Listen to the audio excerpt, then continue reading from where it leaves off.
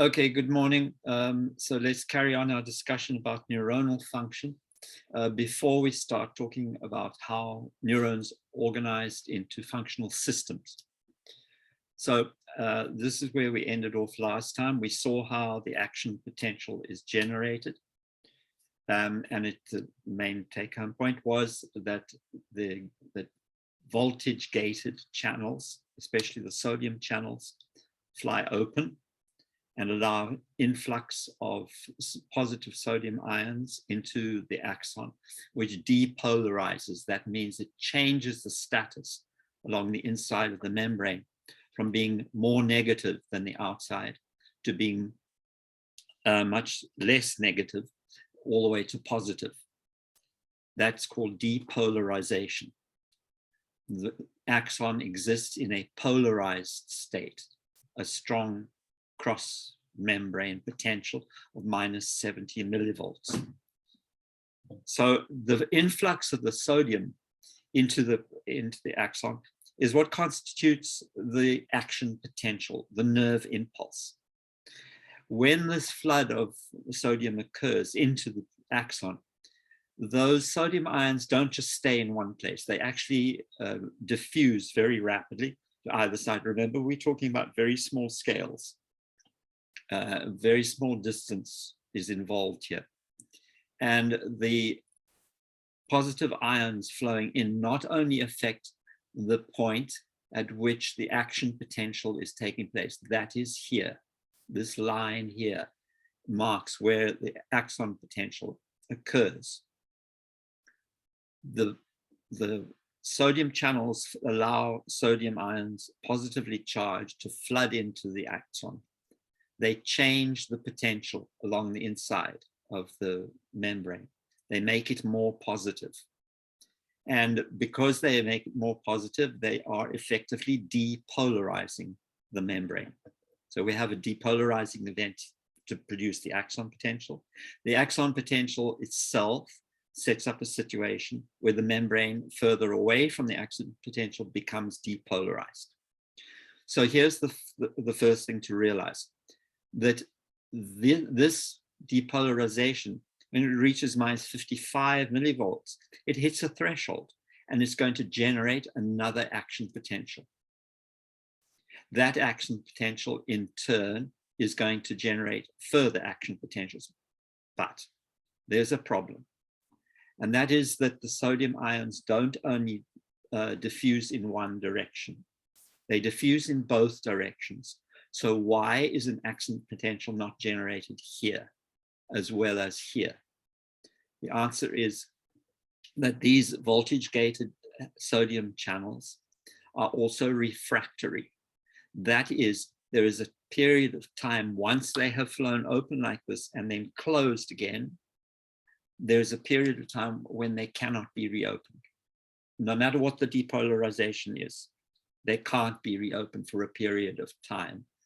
In fact, they can't be reopened until this action potential is generated here, that further down. So what happens then is we have an action potential comes here, it is generated here. The flood of sodium ions depolarizes the membrane and allows another action potential to occur. That action potential in turn allows a flood of sodium ions which move down the inside of the membrane, depolarize further down. But each step, each time one of these action potentials is generated, it is generated only downstream because the sodium channels upstream close. Meanwhile, the potassium ions are unaffected. They continue to flood out, making this starting the polarization process, and the sodium potassium pumps here start to pump sodium out again and reestablish the polarization that we saw before.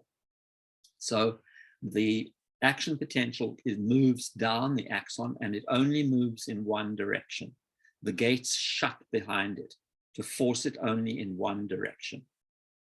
So that is this is an important concept to have in mind, because this is how the action potential gets generated all the way down to the synapse. The other thing to say about this is we've got to think about the strength of input through the dendrites and the cell body. If the dendrites are strongly stimulated, does that send this action potential faster down the axon? No, it doesn't. The action potentials travel at a constant rate, no matter how strong the stimulus. But the number of action potentials generated by the cell body, that changes. The stronger the stimulus, the more action potentials are generated. So that the more rapidly that they fly, the more action potentials that flow down the axon, that is a measure of the strength of the input. Okay, so the process, here's the third one for you. 1, 2, 3, and you can see how it moves in these steps.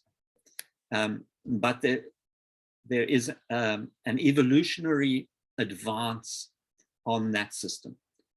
The reason is that action potential generation down the axon is relatively slow. It is typical, that is typical of, first of all, nerves in the invertebrates, those, you know, I forgot. I think I forgot to do this.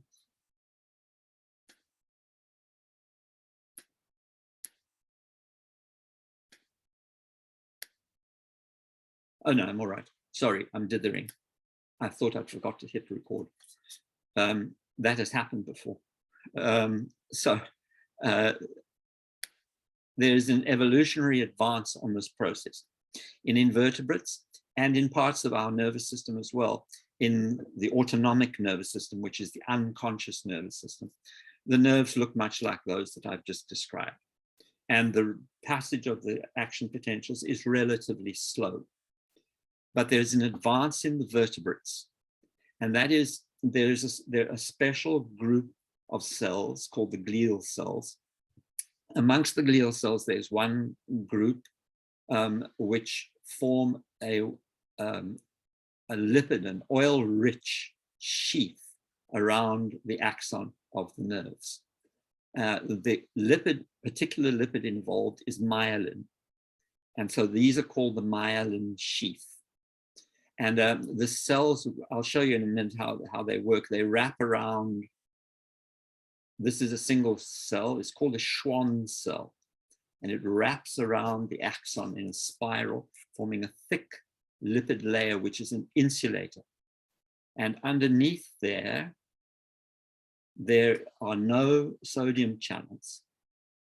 And the Schwann cell, the myelin in the Schwann cell, acts as an insulator to stop leakage of sodium ions and along underneath here.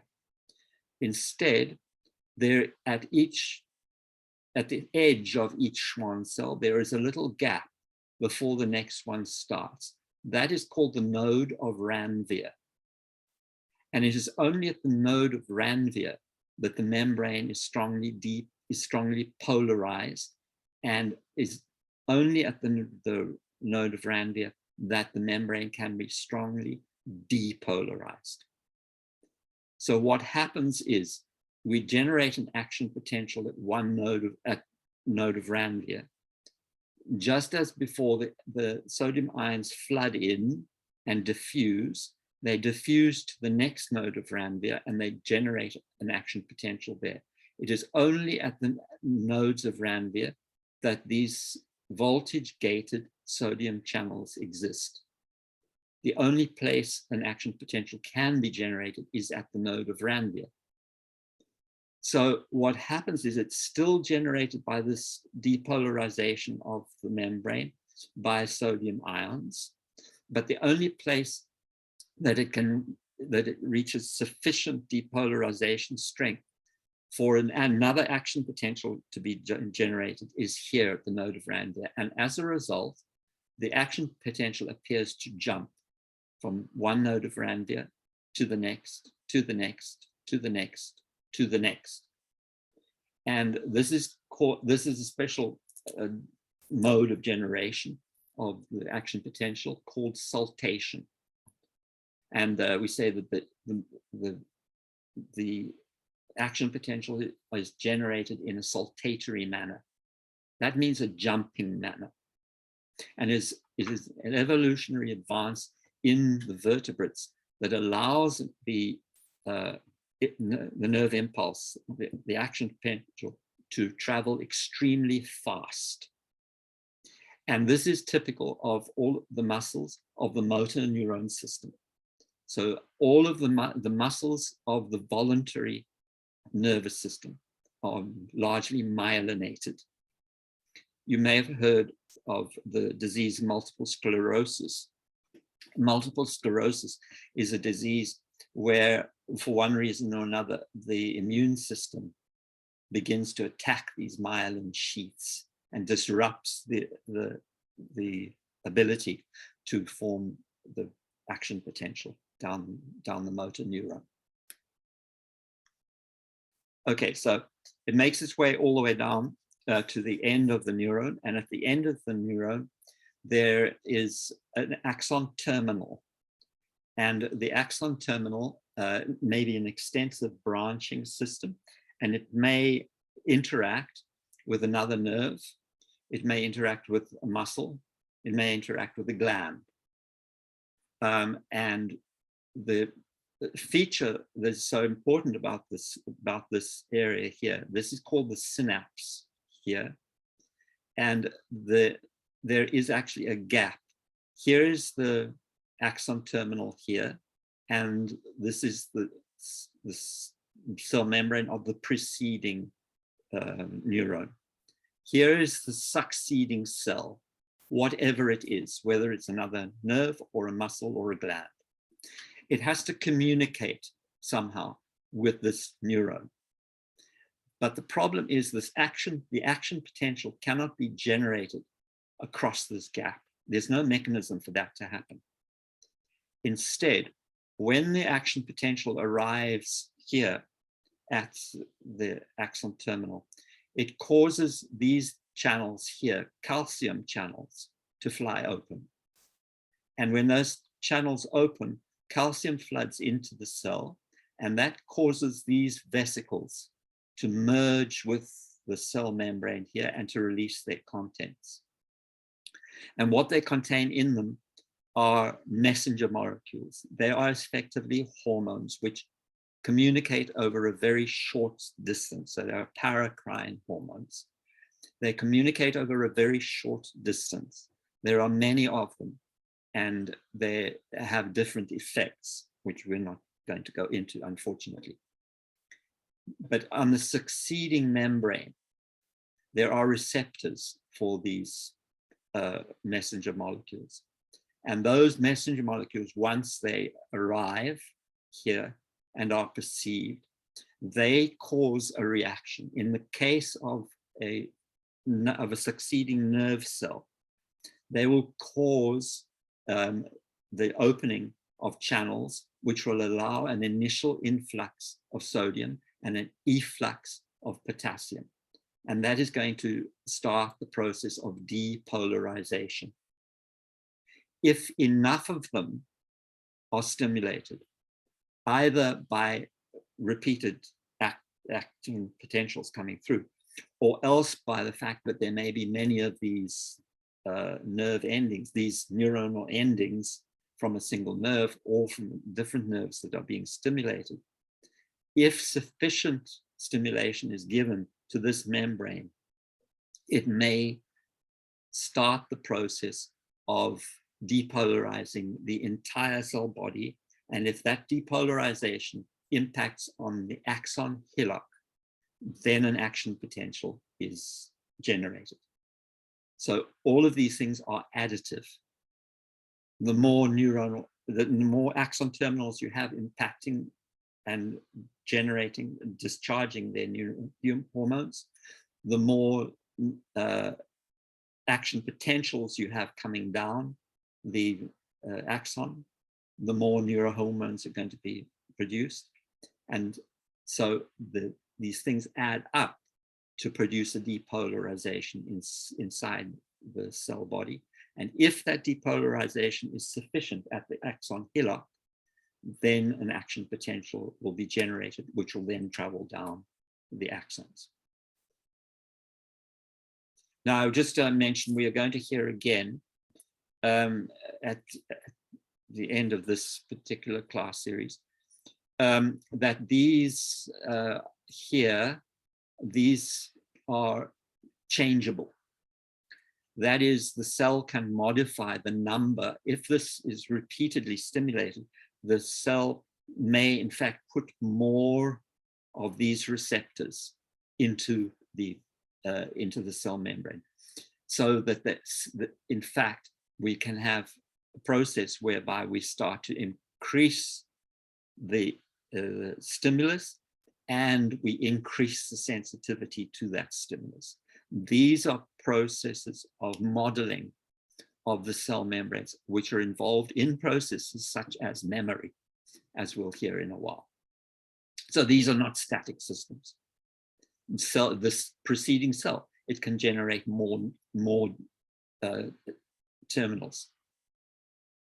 This succeeding cell, it can generate more receptors. So the sensitivities can be changed. Okay, so let's move on then to starting to discuss how these neurons are actually arranged. How are they communicating with different, from one part of an organism to the other? And how is information that is received by sensory neurons organized to produce an advantageous output? This is actually a very complicated topic. Neurobiologists will tell you that a cockroach nervous system has more computing ability than the largest of our human computers. A cockroach nervous system is far superior to our computing systems in terms of its ability to analyze and generate output. That's a quite extraordinary thought. But even simple organisms like the Cnidaria here, like Hydra, have a nervous system. They have an organization of neurons that talk to one another. In the case of the Cnidarians, it's relatively simple because it just forms a nerve net. And most of there's no central brain or anything to organize the information. Nonetheless, Hydra, for example, or sea anemones can move from one place to another, from a disadvantageous area to an advantageous area. The jellies, which are also Cnidarians, they swim actively and they actually find suitable areas of the water column in which to feed, etc., etc. They are able to move towards areas to mate, to release their eggs and sperm into the water, etc. So their nervous system, simple as they are, they can still accomplish quite complex tasks. When we get to I'll just mention this on the side. You remember we talked about the echinoderms. The echinoderms are kissing cousins to us. They are very, very close in evolutionary terms to the chordates. So we kind of regard them as being advanced, but they are also radially symmetrical, pretty much. And they have a radially symmetrical nervous system as well. It turns out that this is not particularly advantageous because they certainly are able to organize information, quite sophisticated information, but they also have no brain. When you're radially symmetrical, as the Cnidarians and sea urchins are, it's very difficult to organize your nervous system with a brain and everything else. And that would tend immediately to make you bilateral and you'd probably end up having a front and a back. Whatever advantage there is to being radially symmetrical, it does not include an advantage, it appears, for the nervous system. But as soon as we look at animals which are bilaterally symmetrical, we see something different. And that is that bilaterally symmetrical organisms have a front. And they have an area at the front which precedes all the rest of the body. And so it is extremely advantageous to have sensory neurons concentrated there and to have information from those sensory neurons rapidly processed with an output to the rest of the body. This tends to produce a set of highly organized neurons here, which communicate with one another in the form of a ganglion. It's in the planarians, we call it a brain. There's a little difference in the way they function between a brain and a ganglion, excepting that a ganglion undertakes simple tasks, simple analysis, and has simple output. Often the output from a ganglion is pretty much yes or no. But it's characteristic of bilaterally symmetrical organisms that they have this ganglion or brain up at the front. And that is true of virtually everything else, apart from the cnidaria and the echinoderms, including us. So in the insect, as I've already said, by the time we get to the insects, the nervous system is actually really elaborate. And invertebrates can possess considerable analytical ability and also memory.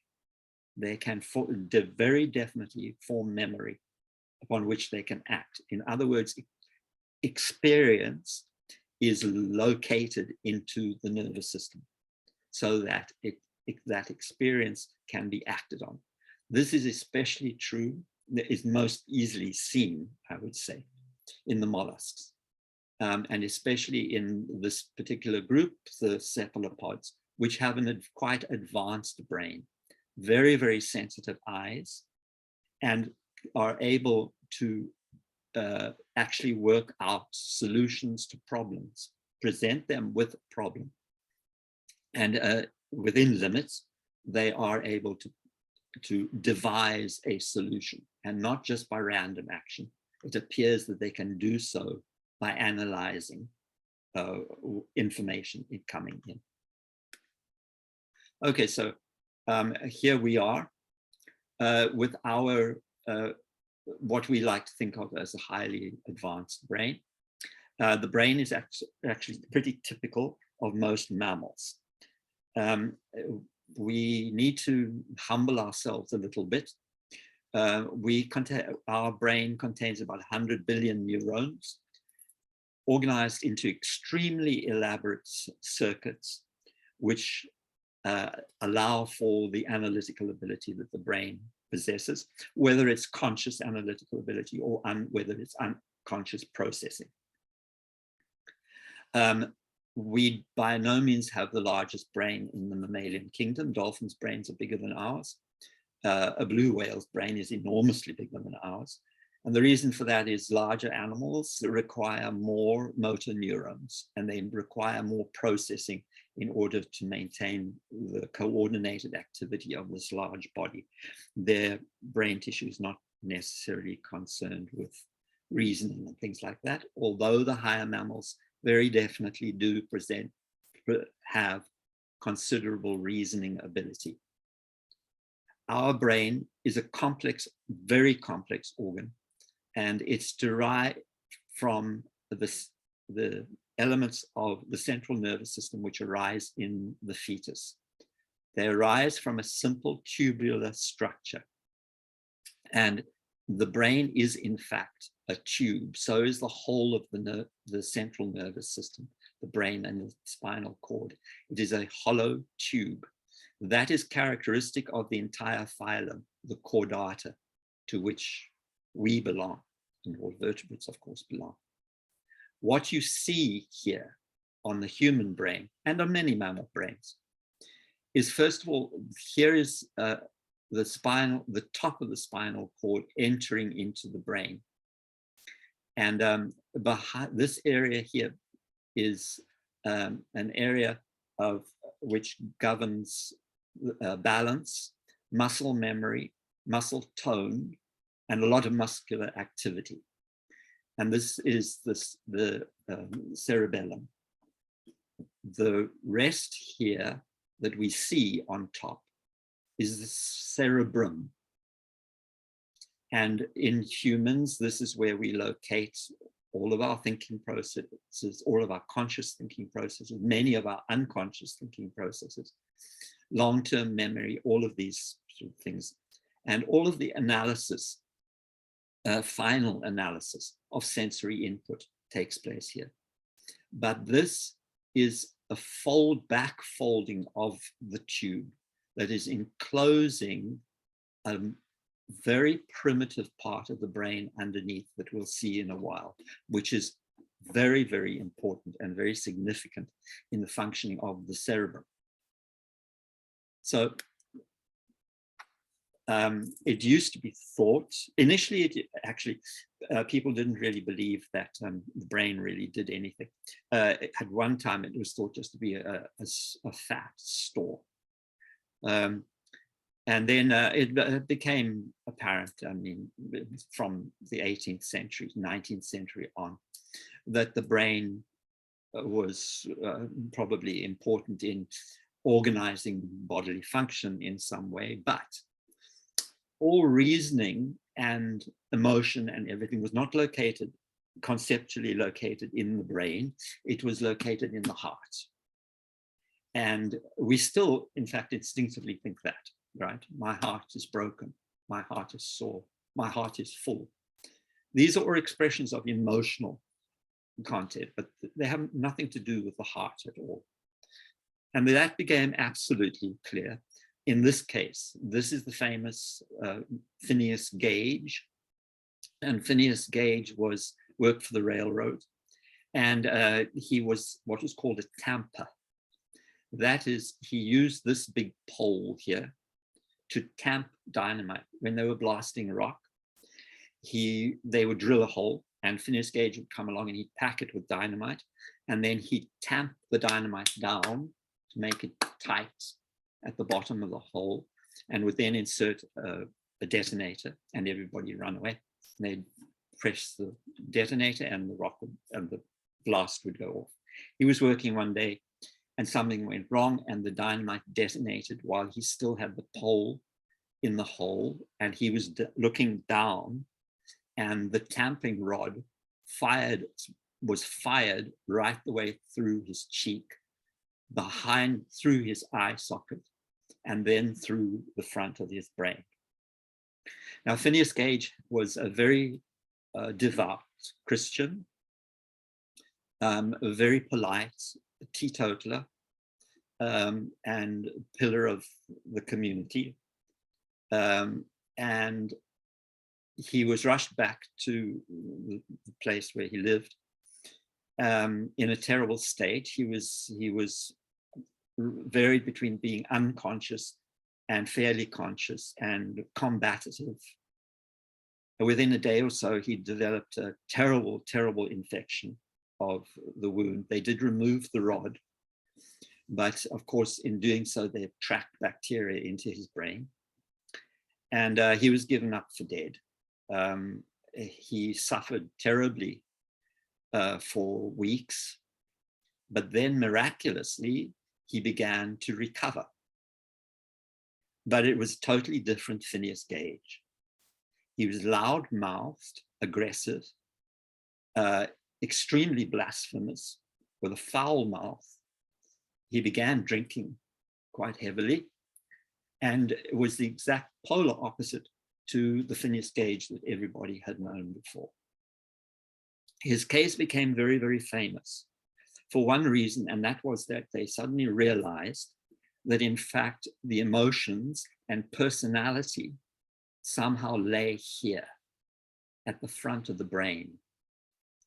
And this became a topic of research. They began to accumulate information from people who had suffered head injuries and looked at the changes that took place in them and began to work out how the brain is actually organized. So The first principles are very simple. The nervous system in vertebrates is organized into two parts, major parts. The first is the central nervous system. That's the brain and the spinal cord. That is the tubular system that I talked about before. Then there's a peripheral nervous system, and that is all the nerves and ganglia that penetrate the rest of the organism. They communicate information to the central nervous system, and the central nervous system analyzes and produces an output of some sort, and either an instruction to muscles to work, or to work in a certain way, to glands to release their products, whatever it is, or else to adjust the organism in some way in order to maintain homeostasis. So the analysis takes place in the central nervous system. All of the sensory input and everything comes from the peripheral nervous system, and instructions to the organism are generated through the peripheral nervous system as well. Nerves running to the brain, the central nervous system, with their information are called the afferent nerves. Nerves which run from the central nervous system to the rest of the body, those are called the efferent nerves. There's one other small complication. Information doesn't have to be processed always be processed by the brain in order for an output to be reached. Instead, in some cases, there is a direct connection between the afferent nerves and an output to the efferent nerves, and that is through the spinal cord.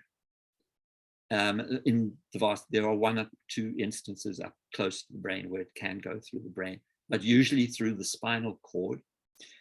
Here's an example which you will all know, and that is the knee reflex.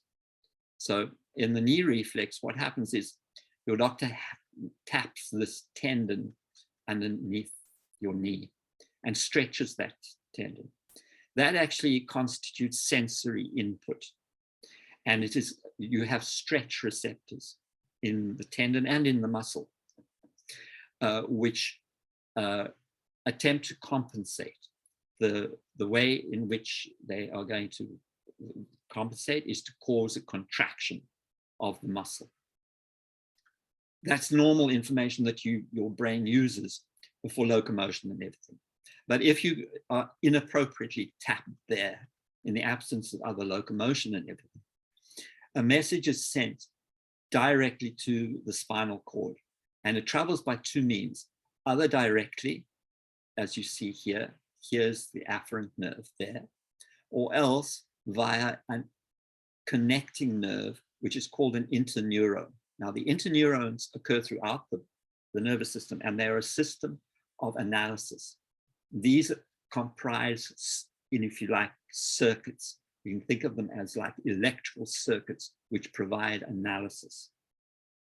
So the afferent nerve here, an impulse is generated. Instead of traveling to the brain and being analyzed for an output, instead it communicates directly with efferent nerves, which communicate with this muscle here. And these are the hamstring muscles, and it communicates with this muscle here, the quadriceps muscle. And the net result is that, in fact, the quadriceps contracts and flicks your leg up. Now, this sounds all very complicated process, and it is, but it's much simpler, and it's very much quicker than having the message go all the way to the brain, be analyzed, and then an output have to go all the way down through meters of efferent nerve before you get a result. Instead, it's a very short distance to travel. There's a minimum amount of analysis, and the output is almost immediate. You can think of this in many circumstances. For example, this works with the heat receptors in your hand. There are receptors for high or burning heat in your fingers. You touch a hot stove, your hand immediately jerks back. The message doesn't go all the way to your brain. Your hand is hot, pull your hand away. Instead, it goes through a reflex circuit. And this reflex circuit actually causes the muscles of the hand to withdraw immediately without further analysis. So central, remember now what we have. We've got the central nervous system, peripheral nervous system.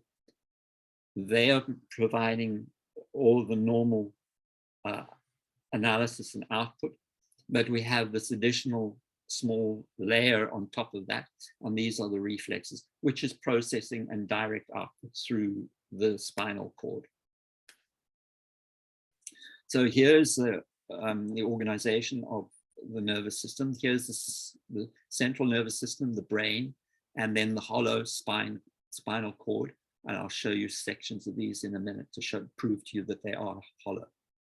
The peripheral nervous system consists of two sets of output in actual fact. The peripheral nervous system consists of a set of nerves which originate directly from the brain, which are called the cranial nerves. What they've shown here are only the cranial nerves to the head and to the face, but in fact there are cranial nerves, which very important cranial nerves, which penetrate all the way to the trunk and the abdomen as well. So the central nervous system and the peripheral nervous system. The peripheral nervous system, the rest of it consists mostly of spinal nerves.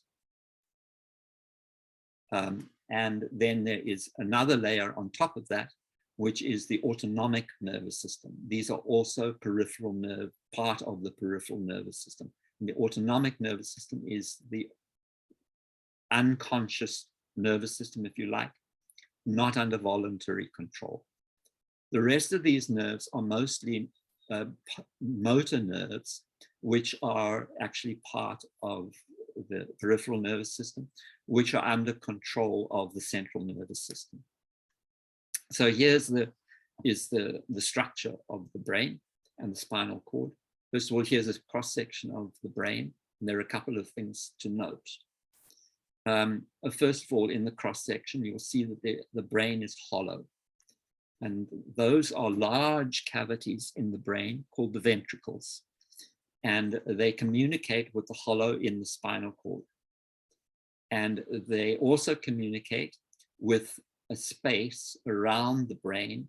There are membranes, protective membranes around the brain, and they have fluid in them as well. And the fluid of the ventricles, the spinal cord, and the outside here all flow through a system which communicates all of them together. That fluid is called the cerebrospinal fluid. And it is a nutritive fluid, but it also carries away waste.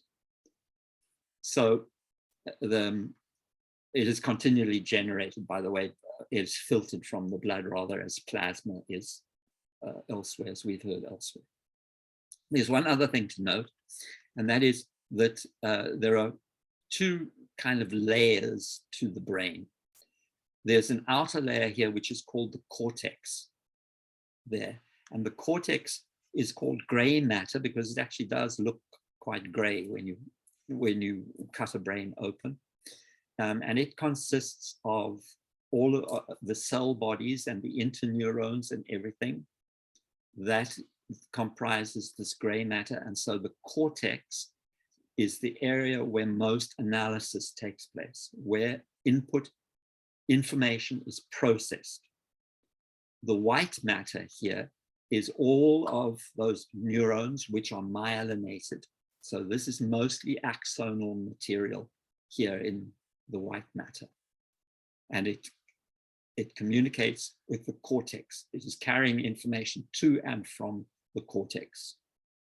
If we look at the spinal cord, we see the same kind of organization. Here's gray matter here in the middle here. These are cell bodies, but the bulk of the volume of the spinal cord is white matter. And that is because these are all the axons which are going to the brain to carry information to and from the brain. Now, if you look very carefully here in the middle, you'll see a tiny little hollow that's called the central canal, and that is the tubular nature of the spinal cord. In more primitive organisms, the central canal is much bigger. So the spinal, their dorsal nerve cord, for example, is sometimes a real tube. In vertebrates, the spinal cord has become so elaborated that this central hollow is very, very small. Now, these cerebral ventricles is another elaborate system. Here, we don't need to worry about all of the details of it, but here they are shown here, penetrating throughout the brain and communicating as well with the hollow around the brain, between the membranes that surround the brain. I'll just point out one thing to you that you've heard about before. And I told you that the thalamus and the hypothalamus were lodged in the walls of a ventricle. And here it is here. Here's the hypothalamus down here with the pituitary lying below it. And hypothalamus, they're actually in the walls of the ventricle. Of this ventricle here. So I've mentioned already this set of cells called the glia. The glia are actually modified macrophages, and their task is to nurture, organize, and protect the neurons, especially of the central nervous system. And in fact, the Schwann cells that form the myelin sheath, they are actually glial cells, highly specialized glial cells. But there are others as well, microglia, astrocytes. These are all glial cells. So that's about as much as you need to know about the glia. They are nutritive, organizing, protective cells, and they are modified macrophages, believe it or not.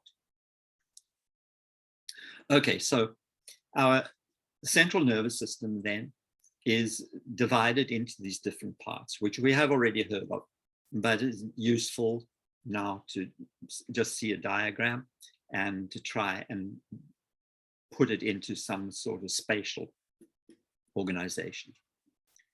First of all, throughout the body, inside the body and outside the body, there are sensory neurons. Those sensory neurons are picking up all sorts of information. They are picking up mechanical information. They're picking up chemical information, pH, solute concentrations, all sorts of things like that. They are picking up temperature information. They're picking up mechanical information. All of this plethora of inputs has to be organized somehow. And it is organized by sending from these sensory receptors, sending the information to the central nervous system where the processing takes place. The output varies. It depends on how the information is actually processed. Much of the output from the central nervous system is in fact unconscious. In fact, most of its information is probably unconscious. It still travels through the efferent neurons. The neurons leave the central nervous system, go to some destination to produce an effect. Those efferent neurons, the output from the central nervous system, can be divided into these two parts. Into the motor system, which controls skeletal muscle and gets us to move in a determinative way, or the autonomic nervous system, which lies outside of conscious control. And the autonomic nervous system, in turn, is divided into three sections. The first is the sympathetic division. The sympathetic division, by and large, not entirely, but by and large, is concerned with activation of the organism.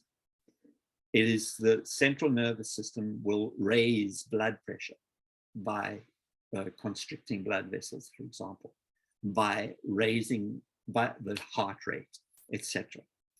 The sympathetic nervous system will also get cells to break down glycogen to produce glucose and release it into the. So this is the activation system. The parasympathetic nervous system is by and large, not entirely, again, depends what organ system we're talking about, but by and large, it is the rest and digest part of the nervous system. This is the calming part of the nervous system, which governs actions like digestion, reproduction. All of these, many of these things are governed by the parasympathetic nervous system. And the gut, the intestines and the organs of the abdomen have their own separate nervous system. And this is the enteric division of the autonomic nervous system. It is dedicated to digestive processes and to nutrition as well. So remember, we've got the afferent neurons providing information to the central nervous system. Central nervous output is through efferent neurons, and that is transmitted to autonomic nervous system, the unconscious, divided into sympathetic, parasympathetic, and enteric, or to the motor neurons, which will produce actual muscle movement. Okay, sorry. So I'm not going to go through every single function of the parasympathetic and the sympathetic autonomic nervous system. Its organization is quite complex. Many of the nerves of the parasympathetic system arise from the brain and from the brain stem here. The parasympathetic nervous system, when it's activated, it will, for instance, it will constrict the pupil of the eye. It will stimulate things like salivary glands. It will slow down the heart. It's the rest and relax kind of response. But it simulates the activity of the stomach and of the intestines and the organs like the pancreas and liver and everything else. Other nerves of the autonomic nervous system comprise the sympathetic division. Sympathetic division, many of them arise here in the brain, but they emerge from the spine far down. So they travel all the way, they have neurons that extend all the way through the spinal cord and emerge from the spinal cord, and they have an extensive ganglial system that they pass through.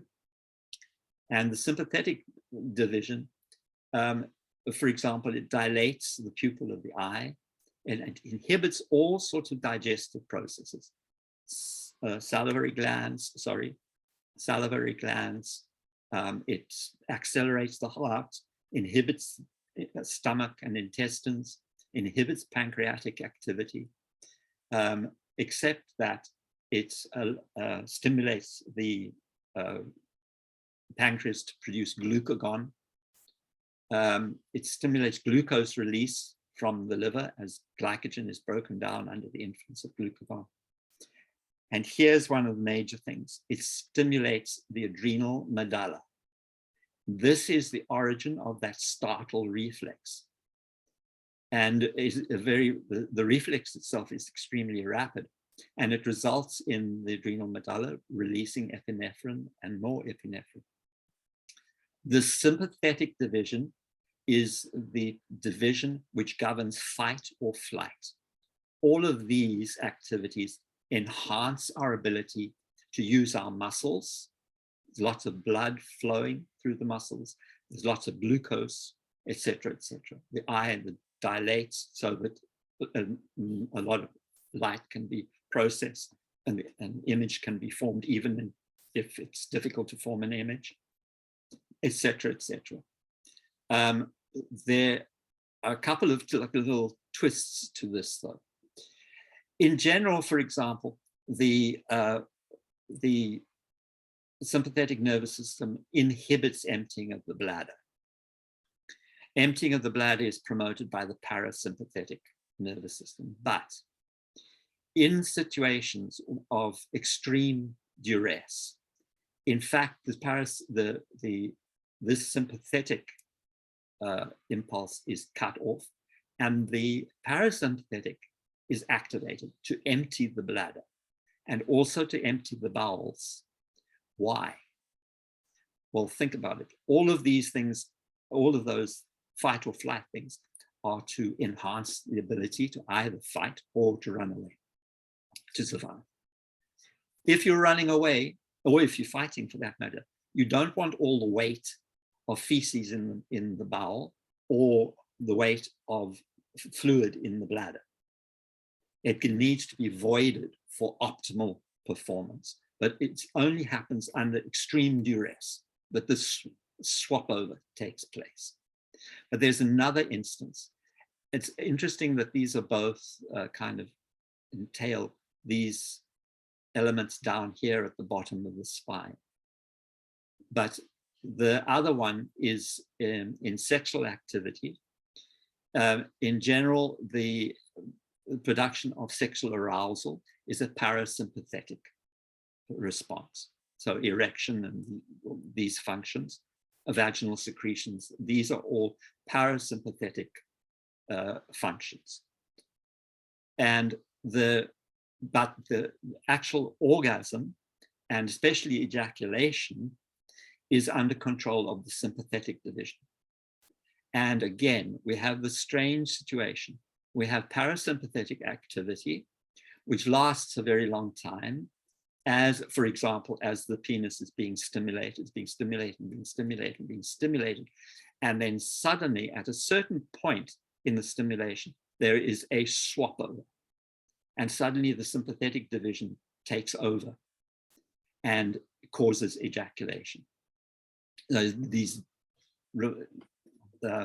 divisions, sympathetic and parasympathetic, are not rigid. They interplay with one another. And in our normal functioning, there is an interplay of sympathetic and parasympathetic. It is not as if one gets shut off and the other is active. And it is more like, for particular organs, for particular situations, one is more predominant than the other. Okay, so here is the brain itself, a section of the brain cut through. And I don't necessarily actually need you to remember these names, but these names here, diencephalon, telencephalon, and there are other names as well. These are names which are derived from the origins of these portions of the brain in the fetal brain, in the embryo.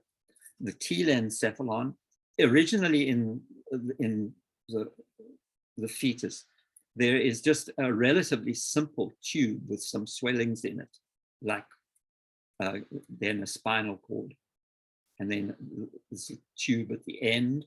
And at the very end here is a little bit called the telencephalon. And the rest of the brain pretty much develops, and then this to form these portions here. And then the telencephalon develops, and it flips back and enfolds the whole of the rest of the brain, as we've seen in that original picture that I showed you. So this part of the brain here is regarded as being the primitive brain. And the reason for that is it bears very strong resemblance to simpler organisms. A reptile brain, for example, is comprised mostly of this portion and a very small telencephalon. Bird brains have a larger telencephalon, but still preserve the primitive brain. Then vertebrates and mammals, the telencephalon becomes more and more and more elaborate, until in the primates, in the mammals, it entirely envelops the primitive brain, and the midbrain and everything emerge from it at the bottom. So here are some bits that you will again recognize, folded around the cerebral ventricle. Here is the thalamus, here at the top. Here is the hypothalamus here, and here's the pituitary gland. Remembering that this posterior part of the pituitary gland is actually part of the brain. It's an extension of the hypothalamus. It just stores hypothalamic hormones. But this part here at the front is not actually part of the nervous system at all. It's derived from other tissues, and it is true glandular tissue of the pituitary gland. Now, this part here is called the brain. This is all called brain stem, and it consists of these parts. This here is called the midbrain. This is the pons, and this here is the medulla oblongata. And many autonomic functions arise here in the brainstem. And the brainstem governs things like breathing, heart rate, blood pressure, various features like that. This is for this reason that somebody who has severe brain injury and has lost most of their cerebral function can in fact carry on living for a long time, because the functions, those autonomic functions are taken over, are the responsibility of this brain stem, which is often not damaged and survives perfectly well, even if the cerebrum is very badly damaged. Oh, I should just mention as well, the cerebellum here is actually part of this whole organization here. And this whole bit here is called the mesencephalon. You don't need to remember that, but the cerebellum is organized together with this during development. Okay, so we've got a flood of information pouring in from all of the sensory organs, all of the sensory neurons scattered throughout the body. We've got a huge flood of different kinds of information reaching the central nervous system. That has to be carefully organized. And the way it's organized is through, first of all, this elaborate system of neurons which communicate with the primitive brain. So the primitive brain, especially the areas called the thalamus, and then the hippocampus, and another part called the amygdala, which I'll show you in a minute. All of these areas are responsible for assessing the type of information that is coming in and routing it to the correct analytic areas of the brain. This is called the reticular system. And it's also the system which responds, for example, to our day-night cycle. This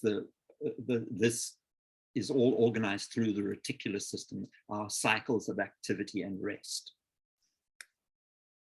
Okay, so that primitive part of the brain that we saw enfolded by the cerebrum.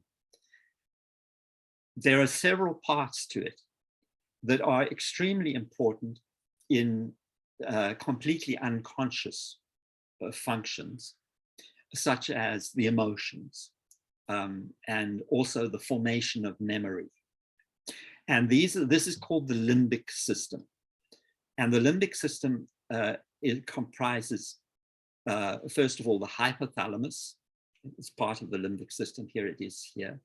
The thalamus, the hippocampus, and the amygdala.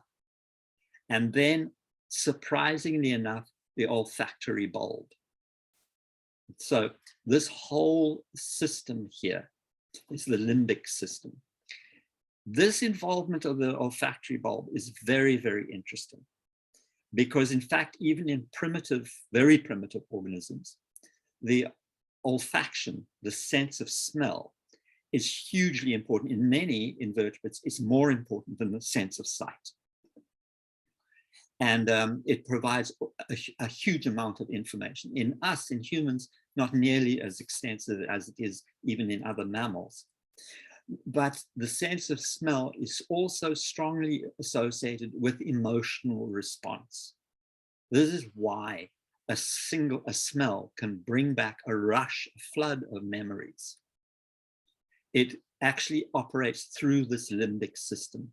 And memory, the processes of memory are largely concerned with the amygdala here, a tiny little area of the brain, and this area here called the hippocampus. It's these areas, together with the thalamus, which we're going to see, organize memory, decide what kind of memory, what the fate of memory. Should it be short-term? Should it be immediately lost? Should it be slotted into long-term memory? Where should it go and how should it be stored? So the cerebrum is the largest part of the mammalian brain. And especially in us, of course, we know a tremendous amount about the cerebrum from studies that have followed on from the early days of Phineas Gage. As neurosurgery, for example, began to be possible, surgeons realized that if you messed with a certain area of the brain, it would produce a response in a certain area of the body, or a certain response in memory or emotion or whatever. Many brain operations, for example, are done without a general anesthetic. The person is actually conscious. For this very reason, the surgeon will use the patient's responses as a way of mapping where the surgeon is in the brain. He puts a probe in a certain part of the brain, and the person says, "Oh, I can see candles or something." He'll know he's probably doing something here in the visual cortex, the area that processes images, etc., etc. So through those and through mapping where damage to brains has occurred and resulted in a deficit, we've been able to provide a map of the functions of the different areas of the cerebrum. So this here, remember, all of these elaborate functions actually lie in the cortex, that thin layer around the outside of the cerebrum, of the gray matter. This area here is called the prefrontal, and the prefrontal cortex is the seat of many of our emotions in terms of emotional memory and of processing of emotions. It is also the seat of personality, of decision making, and of long-term planning, of the ability to foresee what is going to happen.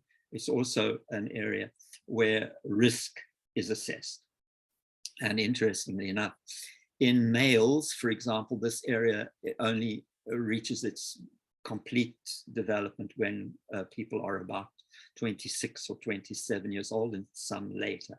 This explains one of the reasons why adolescent males, who are driven by testosterone largely to take risk, etc., are unable to assess that risk, unable to assess long-term consequences, and unable to assess consequence of the risk of actions.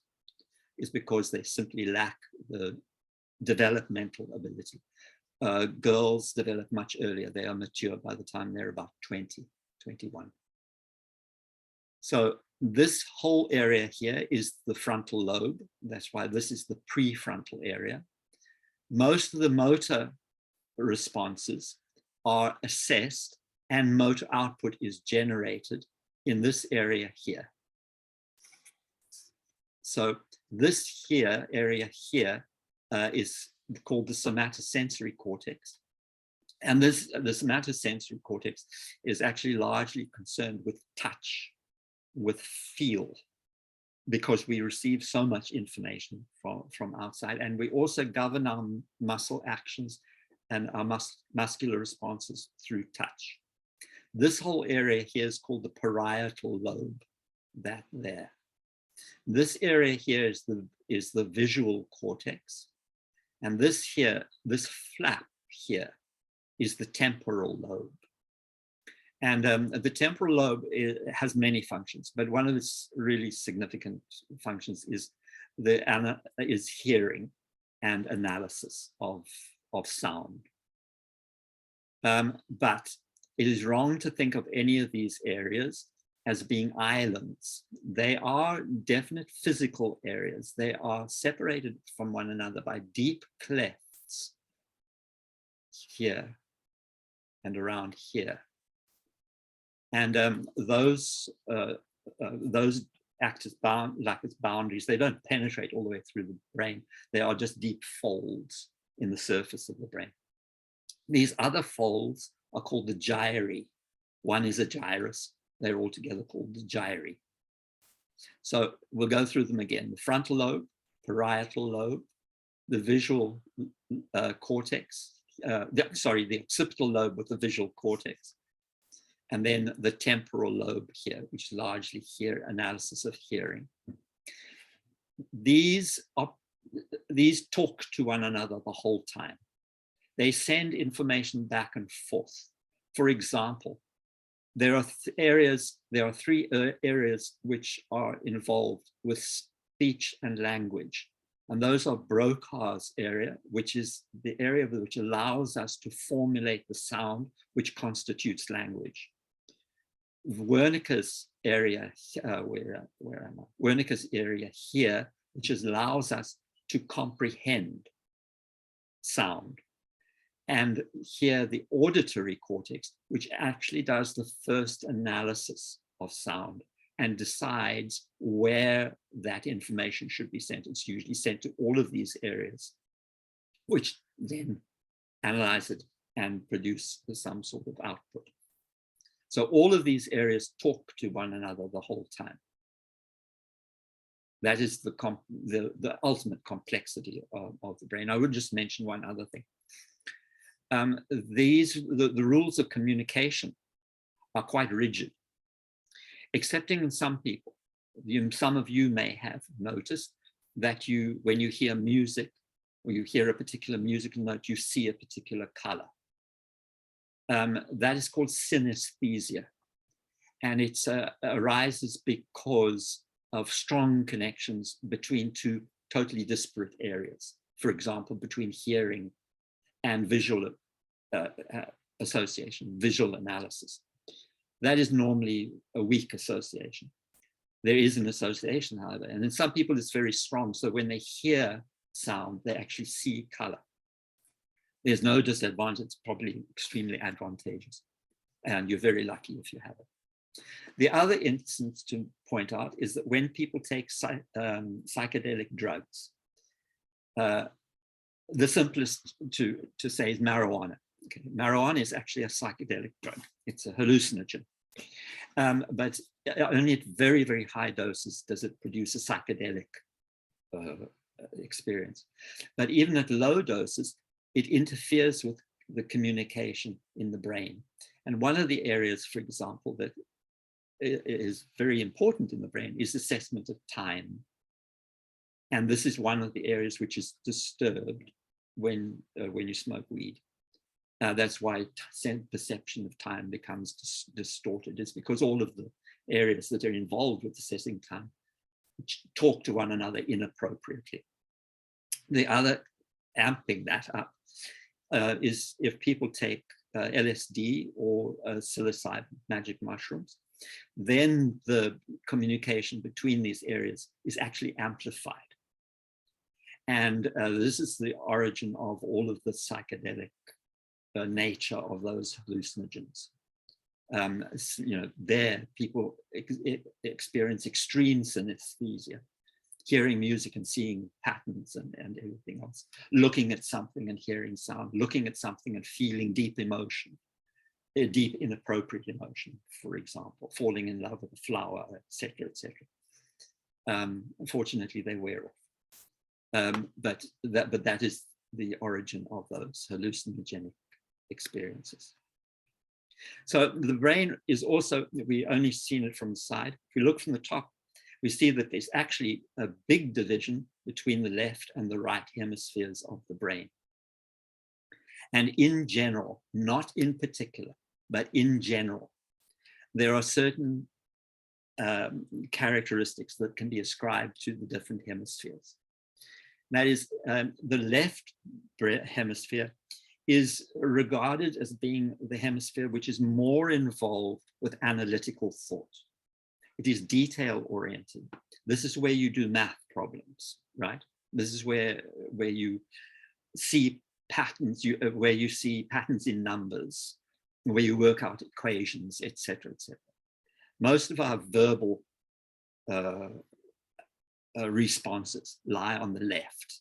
They're associated with reasoning, strongly associated with reasoning, unless that primitive limbic system takes over and floods you with anger or something else, in which case this becomes weaker. You may snap over into impulsive language. All of planning, assessment of risk, all of these things are left brain functions more than they are right brain functions. That's not to say they don't exist on the right-hand brain. It's just they are more associated with the left-hand brain. In addition, of course, the left brain governs and analyzes sight from the right-hand side. Information coming through your right-hand eye is analyzed here on the left-hand side of your brain. And in addition, motor output, if I raise my right hand, my right arm, the impulse has arisen on the left-hand side of my brain. There is a swap over between the two. The right-hand side of the brain, this is the more emotional and feeling side of the brain. That is what is ascribed to it. It is also the area of more intuitive thought, of unreasoned response. Let's put it this way. If you're talking about mathematicians, though, mathematicians certainly, and physicists too, probably, I would say, certainly are analytical, detail-oriented, and they are very responsive to sequences and everything else. But there is also a very strong intuitive input into higher mathematics. And there's a strong creative element to the right-hand brain, which would also come to play. So that's an example where the two sides of the brain would actually work together. This is the right-hand brain is where creative writing, art, imagination all arise. Just as with the left-hand brain, it governs left field vision, the right-hand side of the brain. There's a crossover, as I'll show you in a minute. And also all of the motor output is generated for the left-hand side of the body, is generated in the right-hand side of the brain. Okay, so the other thing to say about the brain is something which is probably very relevant to you. And that is that the brain and neurological function is not a fixed static entity. It is plastic. It changes, and it changes especially in response to input. It will also respond to damage. As it used to be thought that the nerves, the neurons that you have by the time you reach adulthood are the neurons that you have for the rest of your life, excepting that you continually lose them. And so brain function decreases and decreases and decreases. This was the old thinking, that you didn't ever grow new neurons. And damage was largely unable to be repaired. But in response to damage, other neural circuits could perhaps take over pathways. That was how it was. In actual fact, there are several ways in which the nervous system can adapt and can change. And this is called neuroplasticity. It's the ability of the nervous system to be modified after birth. There isn't a period of time when, by the way, when you're born, your brain is pretty much as large as it's ever going to be. There is some additional growth that does take place, but not an awful lot. The brain, when you're born, is pretty much the size it will be for the rest of your life. But the organization of the brain can indeed change. And this is especially true at the level of the synapse, of the way in which nerves will communicate with one another and with other parts of the body. And it works because synapses can change in response to the strength of the signals they're receiving or to repeated stimulation. We'll see how they do this in a minute. Now, the formation of memory is one of the examples of neuroplasticity. It's becoming clear that memory is actually lodged in neural circuits. And those neural circuits are developed through neuroplasticity. The formation of memory is extremely complex. It is not an easy topic to discuss, especially in the course of 5 minutes or whatever I have left. But memory can be divided into different kinds. There is some memory which is almost instantaneously lost. You only need the memory for a very short period in order for an output to be made. And then no memory is kept of that processing. But other memory is lodged into short-term memory. That is memory that lasts minutes, hours, days perhaps, but usually not much longer. Long-term memory is memory which lasts for a much longer time, months, years, or even a lifetime. And where the decisions about what constitutes short-term and long-term memory are largely through hippocampal activity. The hippocampus, again, I remind you, here is the hippocampus, and the amygdala is also involved with the formation of, especially of long-term memory.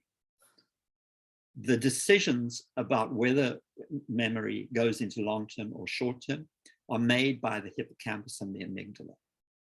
And it's also becoming clear that this is one of the real importances of sleep.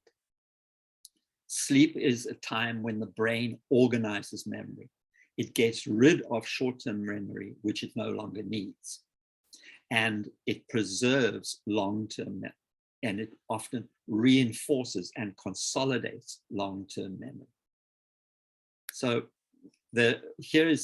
I'll show you a couple of ways in which neuroplasticity arises.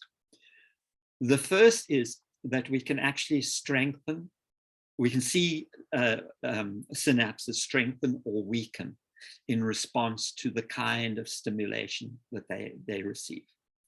A single cell body can receive input from several different other neurons, and it can also, from one axon terminal, it can receive input from several axon branches at that terminal. If I actually weaken one input from one neuron, say from N2, here's N2 impacting on the cell body. If I stop stimulating N2, and I reduce the input, those terminals can actually wither away. They can actually be lost from the system. At the same time, if I stimulate this neuron here, neuron 1, very often, or I stimulate it very strongly for a long time, it can form extra neuronal attachments, extra terminals to attach to the cell body. So that's the first thing.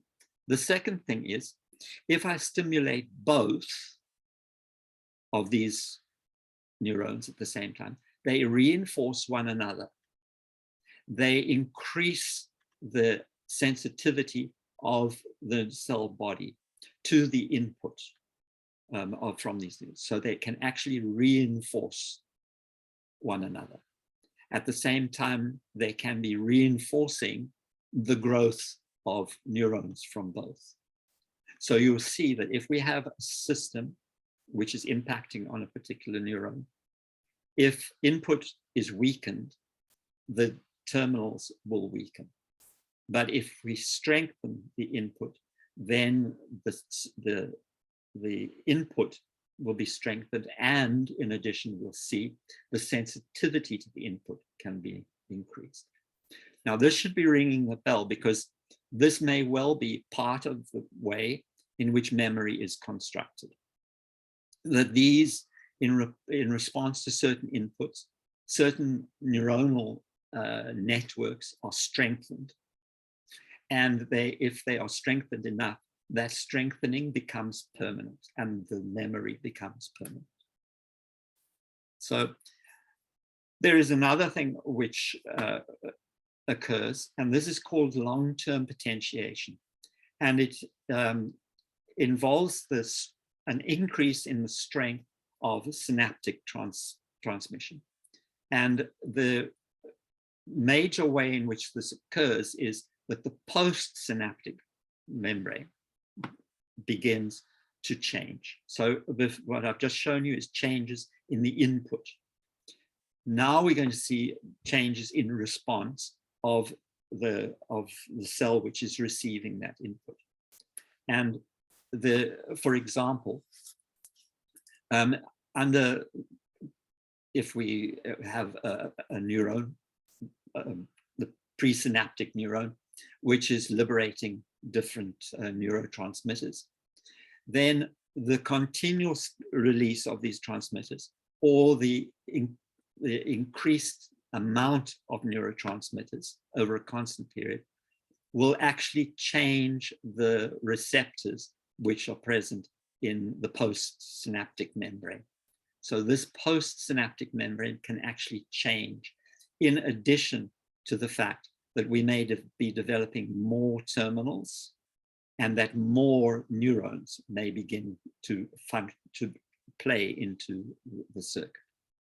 So there are ways in which the existing neurons in the central nervous system can actually be modeled. And they are modeled in response to stimulation. They wither in general from lack of usage. So this is really the basis of memory. It's the basis of many other things in the brain, functions of the brain as well. But it's been realized that there are a number of things which increase the potential for something to be remembered at all, and especially for it to be remembered as long-term memory. The first thing is that if it carries emotional weight. The reason for that is that the amygdala responds very strongly to emotional state and influences the hippocampus to place experience into shorter long-term memory. If there is strong emotional weight to an occurrence, to an event, then the amygdala tends to instruct the hippocampus to put it into long-term memory. The second thing is, if things are repeated over and over again, it actually fools the hippocampus into thinking that it must have emotional weight. If things are repeated, it appears to be in a repetition of 7 times seems to be important. But if you repeat things over and over, then they move out of short-term storage and into long-term storage. The third thing is, if something is associated with other sensory cues, in other words, if there are multiple sensory cues, then it tends to be remembered better. It tends to be put into long-term storage more easily. And the last thing is, it's very difficult to place into memory something which you do not understand, or which you have not constructed an understanding for. It's very good if I give you a lengthy formula, okay, which makes no sense to you. It's rather difficult to put that into long-term storage. You can do it. You can especially do it if you repeat it over and over again. And maybe if you actually develop a visual memory of it, you bring in other sensory cues to try and remember something which is effectively nonsensical. But if I then tell you that this is what the formula stands for, this is what each term in the formula means, and you tell yourself, you can tell yourself a story, even a chemical story about what that formula means, it is much easier to remember. You must think about this when you are studying. When you're studying, you do not want stuff to go into short-term memory. Short-term memory tends to be very difficult to analyze and very difficult to manipulate. Long-term memory is much easier to access, and it's much easier to put into the higher cerebral functions so that it can be analyzed, it can be reanalyzed, it can be looked at from different angles. So first of all, this issue of carrying emotional weight, you don't remember stuff you hate, for example, is much more difficult to remember stuff that you intensely dislike. Sometimes the dislike can actually reinforce memory, but in general, you just don't tend to process stuff that you don't like. The second thing, I've said to you very often, you need to repeat stuff. You cannot just look at something once and expect to remember it. You won't. It'll go into short-term memory, and when you sleep, it'll get kicked out. You have to repeat it over and over again, preferably over a period of days and then over a period of weeks.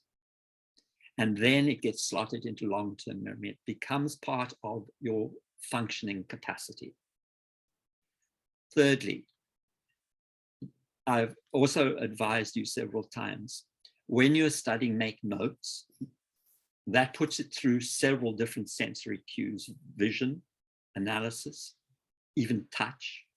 Some people recommend putting a sweet-smelling herb like rosemary nearby, that it improves your ability to form long-term memory. I don't know if that's true. Some people swear by it. The last thing is that it's much easier to remember stuff that you understand. This is why it's a terrible mistake to simply leave stuff behind and hope that you can form a short-term memory of it long enough to see you through an exam or whatever. It doesn't work very well, because short-term memory cannot be well analyzed. And if you're dealing with a difficult concept, you need to have it in long-term storage, and to have it in long-term storage, you need to understand it. And so it is strongly advised, when you have a concept that is difficult to understand, that you make every attempt to work through it and understand it so that you can put it into long-term memory. Okay, so I'm now going to return, talking about neuroplasticity, to the story of Phineas Gage, because I didn't tell you the end of the story. We left him as a very foul-mouthed, dislikable person who had tremendous problems. He couldn't hold on a job, etc., etc. But after a bit of time had passed, Phineas Gage began to heal. He began to change. He never recovered his original personality, but he became socially extremely functional. He in fact became a stagecoach driver in Chile, working for Wells Fargo. Before that, he had never spoken Spanish. He learned to speak Spanish. He learned to navigate through very, very difficult terrain very successfully. He was a treasured employee of Wells Fargo. And he ended up at the end of his life very well set up and rather successful, despite devastating brain injury. And the reason for that is that our brains actually have another plasticity, and that is that there are stem cells in our brain, and that we can indeed form new neurons. We can form new neurons as we learn new tasks, as we learn new languages. We can form new neurons to heal damaged areas of the brain. Their activity is not clearly understood, and we don't know how to direct them to certain activities. But we do know that they also play a role in learning and memory by forming new neural networks. So think of that. Your brains are actually living things. They're not static. They are living, changing things. And you, by input, can affect their change. Okay, and I think that that is it. A somewhat long lecture, but I hope that you're ready for our final neurological section, which will start on Monday. Okay,